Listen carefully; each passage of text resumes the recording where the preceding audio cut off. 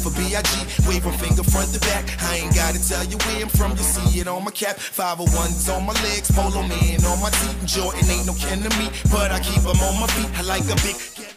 How's life been since signing with Young Money? It's been good. You know, I don't really have no complaints. First of all, life is good, period. Any day you can just wake up and open your eyes and breathe and move all your body parts, life is good. But just in general, like as far as like music and just living and just experiences, it definitely been good for me with the whole Young Money thing, because, you know, this kind of really wasn't something that I was all the way used to. So, you know what I'm saying? Like, I was used to the rap situation, but as far as like the tours and traveling and awards and stuff, that really wasn't my type of kick right there. I wasn't really used to that. So, before you signed with Young Money, what was your opinion of Lil Wayne? Were you a fan of his music? Yeah, I was always a fan of his music. I was a fan of his music, and at the same time, we became friends, like, along the way. Like, when I had a song out called Bring It Back with me and Jadakiss. So when I went to go do a remix, like, I kind of wasn't getting pushed from the label at that time. Like, I wasn't really getting a real big push. There was so many priorities in the building at that time. You had Nelly, and you still had Wayne, and you had Chameleon there. And, you know, you had so much going on at Universal, they couldn't really make me a big priority. So I was trying to figure out a way to get the most, out of a song I was already had in rotation. So I went to do a remix with Wayne for Bring It Back. And when we did the remix, I just built a good relationship with him. And from there, that's where that whole relationship, like, it just lasted. Like, so from there, we was just cool. And that's how the whole Young Money thing came about. Like, I had another song, and I asked him to get on the record, but he was just like, all right. And that turned into a conversation. And there it was. Would you say that you're still underrated? Yeah, you, like, people always ask me that question. I'm like, yeah, of course I feel underrated.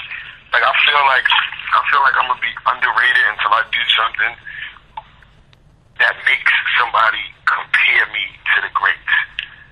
Yeah, that, and when you change the perception of how people look at you, because I don't really know how people look at me right now. I'm not out there talking to everybody every day. Like, you know, I'm on Twitter, I'm on the internet, I got my website, forevermills.com.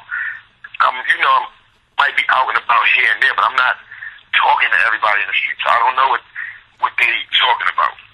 Like, you know what I'm saying? It's just real talk. Like, if you know music and you know the industry, then you know how it go. Like, they gonna always talk about you. Like, they talked about Jesus.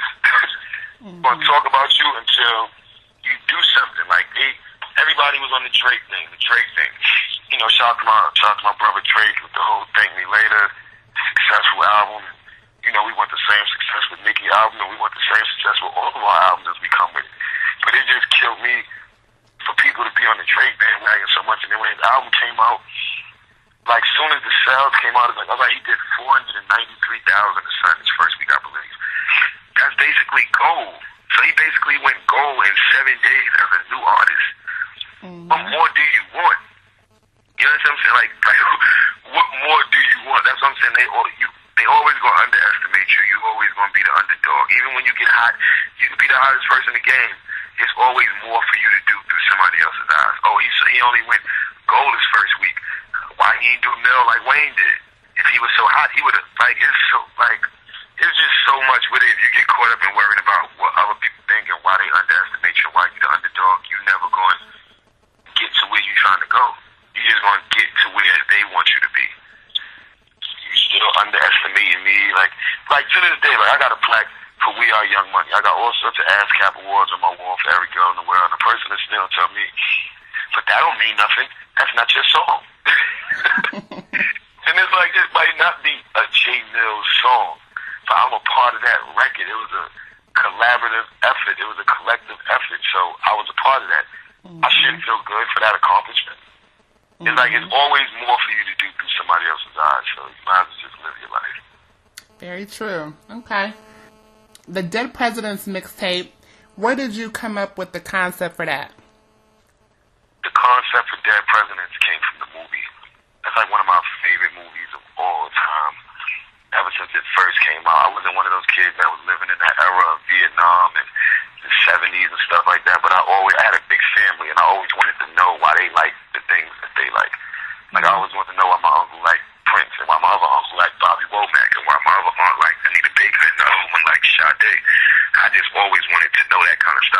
or Dead Presidents, they just kind of gave me like an in-depth look at everything that was going on in the hood. Like, you see winos and alcoholics, and you're like, damn, how you got like that? You don't know that they went to the war and got strung out, or they have cold flashes and they just go crazy when they come back from war. People go to the war, they fight for the country, come back, can't even get a job. You know, and do the whole Black Panther revolution to the point where it's like, get back against the wall. You got a kid, you got a family, you got your pride as a man, you got yourself. You're back against the wall. What would you do? You would do the unthinkable. You know, you would do anything to make sure that you could provide for your family as a man. And it's like he did whatever he had to do, and he still ended up losing. Like, that's what made that movie so real to me. It's not like they robbed the bank and got away with the shit. Like, they robbed the bank and everybody went down. Like, that's some real shit. Like, everything don't always go good. Like, he might have lost in about one of them. But that movie was just reality for me, and I just said with the mixtape I wanted to do that. Like, you know, kind of create like an audio motion picture. Okay. You know, I gotta ask you, I know that this is kind of old news, but what's your take on Cat Stacks? Man, people gonna always say things, and then you got people out there that believe anything. So, you know, homegirl is just crazy. Like, I'm gonna just be real with you. The situation with me is nothing compared to the rest of the shit that I done seen her involved with other people. So to me, it's kind of funny. Like, to me, it's funny because, you know, you never said nothing crazy about me. You just said lied. Mm-hmm. That rumors. All right, we live together and we live on bunk beds. Like, come on, let's be serious. I gave you $600. That's sex you. Let's be serious. Oh, you had sex with Lil Wayne and this one and that one. You don't even know Lil Wayne. So it's just like, why would I even waste my time like indulging in that? Like, she's just crazy. Not saying that she's just running around making up a bunch of lies. Like, I don't know her situation with other people, but I know when it comes to me, as far as me, it's like, come on, sister, you're just doing a little too much. Like, you had your little light, you got your light from it, and then the light just faded. Like, bullshit goes away after a while. Yeah. The truth sticks around. The truth sticks around. Bullshit always fades. And if you notice, that shit faded. Yeah. She keeps some bullshit coming up. Mm-hmm. She keep up some bullshit on the internet. She keeps starting some type of headline involved with somebody. So, I don't know. I just hope she can make the best of it, because my fame ain't 15 minutes. My fame don't revolve around telling you who I fucked, or telling you what actress or what singer or what author or what porno star I've been with. That's not going to make my career go any further. But letting the world know who she fucked and who she had sex with and doing all of that, that's what's going to help her career. So, what do you have coming up next? I got the single out right now with me and Chris Brown. It's called Green Goblin. It's crazy. We about to shoot the video. So I'm really just, you know, pushing that. I've been putting out mixtapes all year. Like, towards the end of the year, I said I was going to put out a mixtape every month. And I was on the road to it. I was 6 for 6. And then I just said, you know what? I think I'm giving them too much.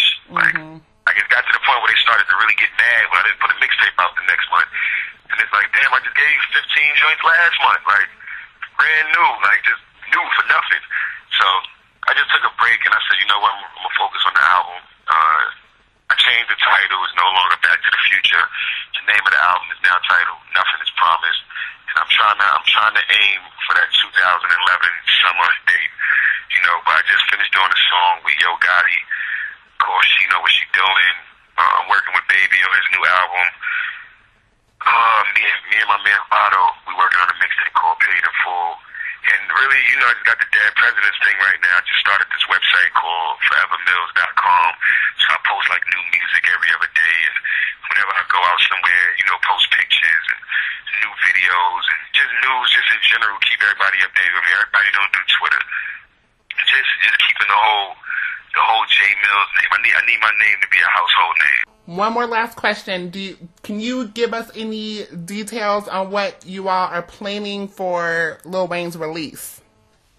Oh, when Wayne come home, it's going to be a welcome home concert. That's all I can say right now. Okay.